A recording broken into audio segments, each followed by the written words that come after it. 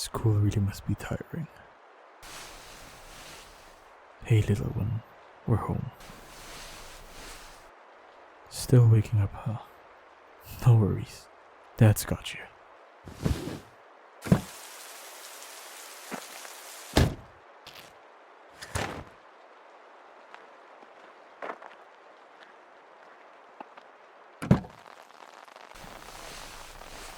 Great. Let's remove your seatbelt.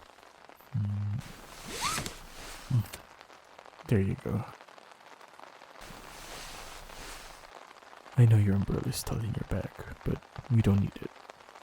I'll carry you while you're still waking up. Of course I'm sure. I don't think I'm that old yet.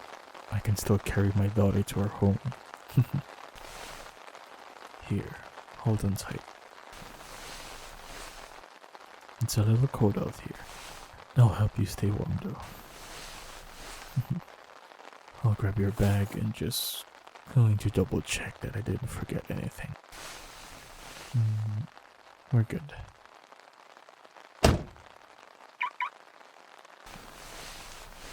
I told you it was cold. I got you down. So, snuggle up.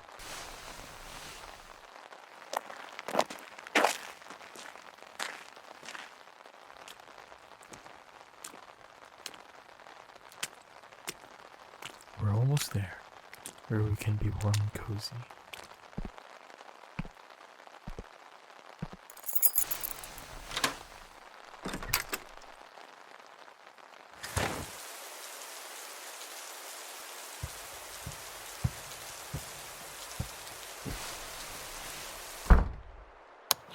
And we're warm.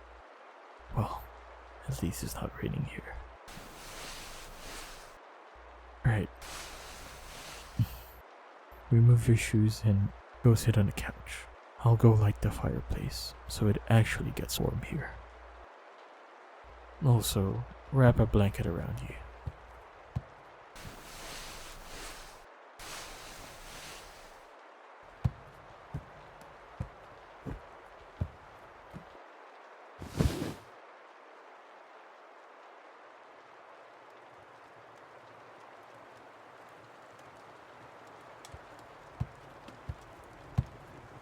There we go. Place should warm up soon. Keep yourself warm, little one. I'll go make us hot chocolate for extra warmth. Of course, I won't forget about the tiny marshmallows.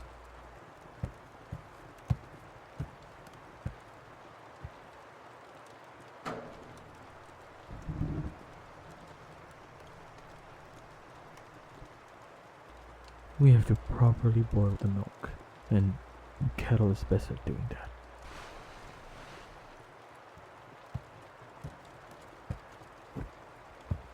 While we wait for this to boil, can I sit next to you? Promise, I'm a lot warmer now.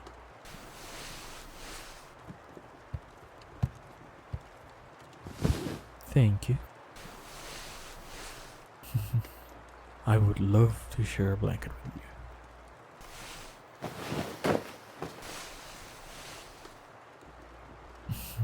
Snuggle up. I got you.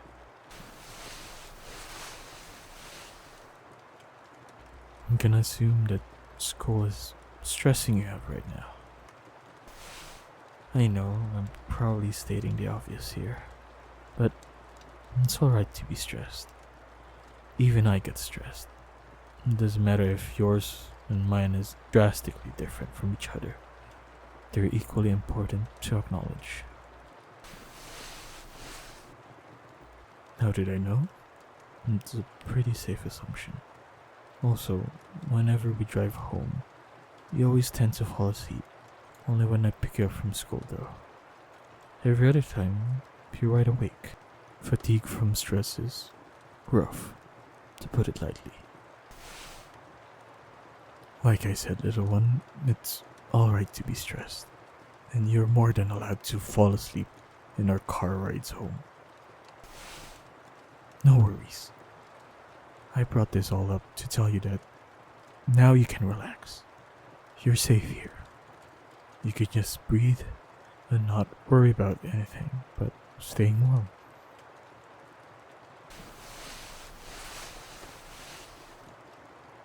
There could be a lot of reasons to be stressed. Schoolwork being a big one, assignments, quizzes, exams, definitely. Sometimes even the people teaching you, right? And sometimes the people around you, your fellow students. It's an environment that will stress you out.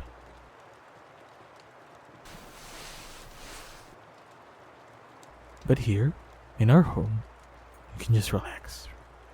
Right now, we're just in our warm, happy place, right? Come here. Give your old man a hug.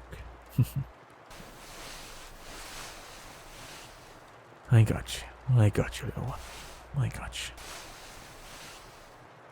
you. You're doing wonderful. I know you are. Always remember that the effort you put in on doing things and trying your best isn't ignored. I will always see it. I will always acknowledge it. And I will always be proud of you for it. So you better get used to your dad being proud of you. It's a forever thing now.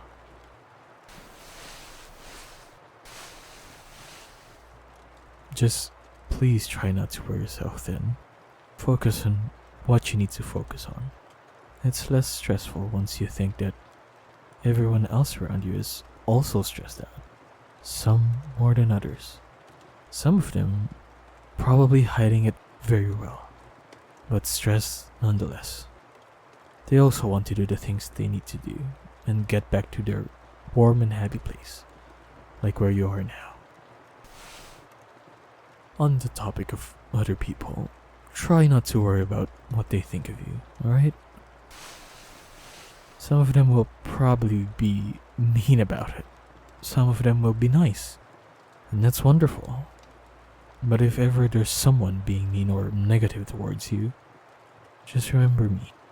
Your dad that's proud of you. Loves you so much. And hopefully, that'll be enough for you to focus and do the things you need to do. I know talking about this and me saying all this won't magically remove your stress, but if it lowers it even a little, we'll count that as a win. Baby steps. Better than nothing and all that. I know it's my job as your dad to talk about this and try to help you. But more importantly, I do this because I love you. And I just want the best for you. I'm trying my best, so forgive me if I'm not, well, the best at it. Cue the boiling milk, just in time. Want to help me make our hot chocolate?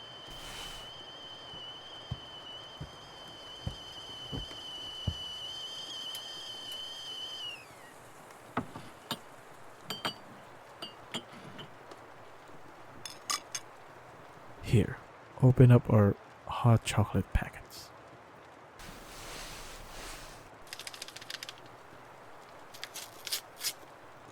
Be careful, little one. We don't want you getting covered in chocolate.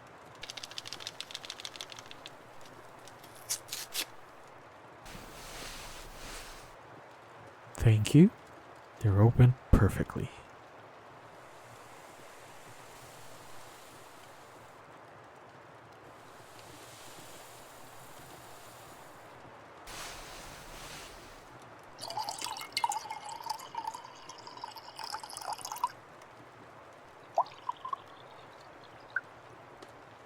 Now, can you grab the pack of marshmallows in that cabinet?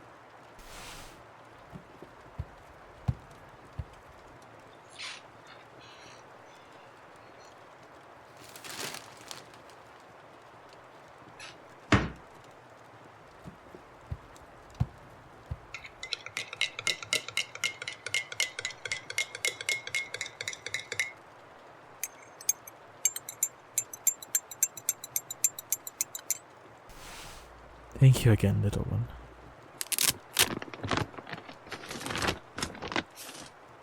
Now we add a couple of marshmallows. And while we're in the role of making this hot choco fancy,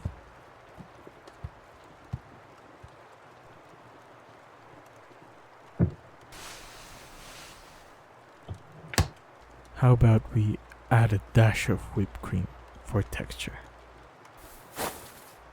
I'm glad you like the idea.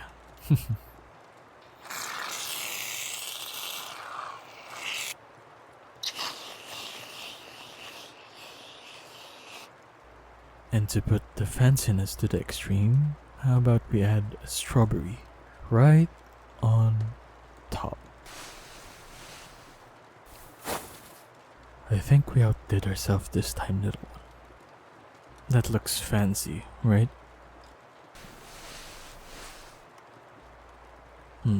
How about we have dinner with our hot chocolate? Then we'll get ready for bed. Then I'll have enough time to read you a story. How does that sound?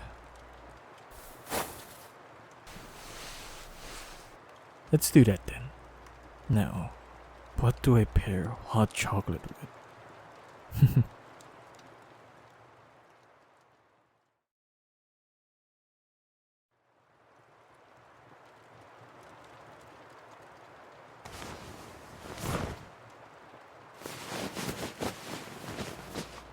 Did you brush your teeth properly?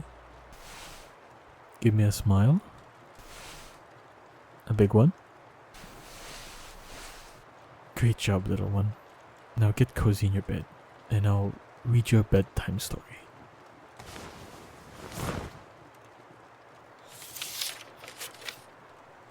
Alright, this story is The Very Old Teddy Bear. Brownie the teddy bear was very old indeed. He belonged to Billy, and he was older even than Billy, because once upon a time he had belonged to Billy's mother. Billy's mother had loved him very much, and she had never wanted to give him away. But when she had a little boy of her own, she brought old Brownie out of the cupboard and gave him to Billy. "There you are," she said. "You can have old Brownie, darling. He's so soft and cuddlesome. He's had to be sewn up here and there, and his ears don't match now. But I expect you will love him because he looks so sweet." Billy did love him. He was such a very cuddly bear. You know, some toys are much more cuddly than others, and you feel as if you must snuggle them up in bed. Well, Brownie was that kind of toy. He was lovely in bed. Billy loved him very much. He played with Brownie a lot when he was little. Then he came to the time when he liked engines and cars, and he played with those all day. New toys came to the nursery. There was a very neat sailor doll. There was a clockwork dog that could run and wag its tail. There were 2 soldiers, as smart as could be. They laughed at old Brownie. "Whatever does Billy keep you for?" they said. "A dirty, smelly old toy like you. You look awful. Your ears don't match, and did you know you have lost an eye?" Oh, what mean toys. Actual mean toys. "Yes, I know," said Brownie. "It fell down a crack in the floor. I couldn't get it out." "You ought to be put in the dustbin," said the clockwork dog in disgust. "He won't be kept much longer," said the sailor doll. "Billy will throw him away. He's too old, even to give away now." "What's wrong with being old? I'm old. I'm fine." "Don't talk to him," said one of the soldiers. "Really, he's quite impossible." But the bear didn't seem to mind whatever they said. He smiled a little and looked at them out of his one brown eye. "You don't seem to mind the idea of being thrown away," said the sailor doll, annoyed. "I shan't be thrown away," said Brownie. "Well, you might be given away, or thrown into the back of the cupboard, and never remembered again," said the clockwork dog. I shan't be forgotten or given away, said Brownie. I may fall to bits with old age, but I shan't be put into the dustbin, and I dare say I shall still be here when all are broken and gone. What does he mean? Said the sailor doll to the two soldiers. He seems very sure about things. How does he know he won't be thrown away? He sits there and smiles, and he doesn't care a bit when we say these things to him, said one of the soldiers, puzzled. Dirty, ragged, smelly, ugly old thing, said the clockwork dog. Alright, I'd be afraid of the dustbin every minute of the day if I was like him. Oh my goodness. Mean toys. Brownie wasn't unhappy or worried. He just looked rather amused, as if he knew something that the others didn't know. They were so curious about it that at last they asked him, "Why are you so sure that nothing horrid will happen to you?" said the sailor doll at last. "Tell us. You look as if you know something that we don't know." "I do," said Brownie. "I know the biggest thing in the world, the only thing that can be trusted, and the most beautiful thing there is. And I know I am safe as long as it lasts." "How are you safe? What do you know?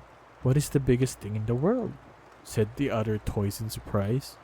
"Listen to me and I will tell you," said the teddy bear, looking at them out of his one brown eye. "What do you see when you look at me? I know very well you see a dirty old bear, sewn up here and there, because he got torn, with ears that don't match, and with only one eye and no growl." The others nodded. That was just what they saw. "Well, Billy sees all that too, but it doesn't matter to him, because he loves me," said Brownie. "Love is the very biggest thing in the world, you know. I'm safe because Billy loves me." "True. He won't put me into the dustbin. He won't give me away. I'm Brownie the old bear he loves. The old bear his mother loved too. The old bear that has snuggled up to him hundreds and hundreds of times."